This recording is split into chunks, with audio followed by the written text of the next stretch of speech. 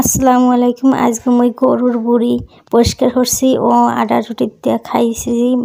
আটা রুটি বানাইয়া এই আপনাকে লাগে শেয়ার করবো। অনেকেই গরুর বুড়ি পরিষ্কার করার ঝামেলায় ডরে কি মানে পরিষ্কার হরাতা কিনে আনে মোর লাগিয়াই দেন পরিষ্কার না হরাতা আনছে পরিষ্কার হরাতায় হারা চুন কি জানি দিয়ে পরিষ্কার হার ওটা খাইতে স্বাদ লাগে না, মানে মজা লাগে না। মোর লাগিয়া কালে অপরিষ্কার তা লইয়েছে ঘরে বইয়ে পরিষ্কার করবো। তাই এর লেগে কী করছি, একালে পানি টকবকাই ফোরসে পর এই বুড়ির মধ্যে দিয়ে দিয়েছি, কাটিয়ে ছোটো ছোটো পিস পিস করে দেখছেন চামচ দিয়ে শাসা দিলেই হয়ে যাক।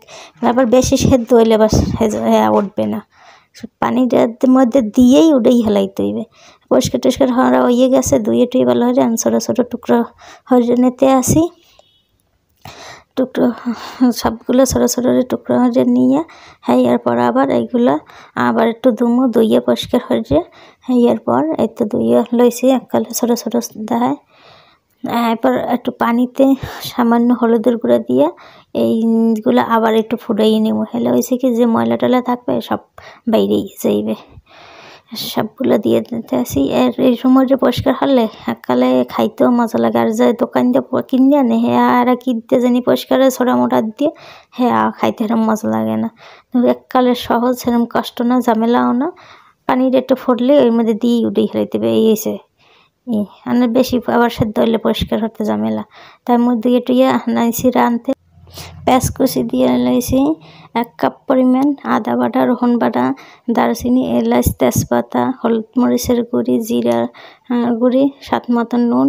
আর এরপর সয়াবিন তেল দিয়ে ভালো করে মাখিয়ে লইছি। ভালো করে যেন মাখতে হয়, এর মধ্যে যেন ঢুকে আধা ঘন্টা এবার মাখিয়ে ঝুঁকিয়ে ধুয়ে দিয়েছি রেস্টে। এরপর আনছি রানতে ভালো করে কষাইছি। হরামুড়ো দিয়ে থোয়ার কারণে এককালে দিয়েই জল বাইরেই গেছে, ওই যেটু বাইরেছে পানি দিয়ে কষামো ভালো করে কষাই টসাইয়া।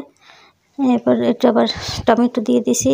এই কষানোর সময় টমেটো দিয়ে দিলে খাইতে একটু মজা লাগে। মই প্রায় সময় প্রায় না, আমি সবসময় একটু গরুর গোস্ত মুসুর গোস্ত এর মধ্যে একটু টমেটো কুচাইয়ে দিই, তাহলে জলটা একটু ঘন হয় আর খাইতে অন্যরকম একটা টেস্ট হয়। এরপর আবার একটু পানি দিয়ে আবার একটু কষাম। এর মধ্যে বুড়ি মাইকে ঝুঁকে রানলে খাইতে অনেক মজা লাগে। আপনারা কিরকম রাঁধেন কইয়েন। এরপর আমি এবার প্রেশার কুকার দিয়েছি কষাইয়া জানি হল হয়ে যায়, না তো অনেক সময় লাগবে।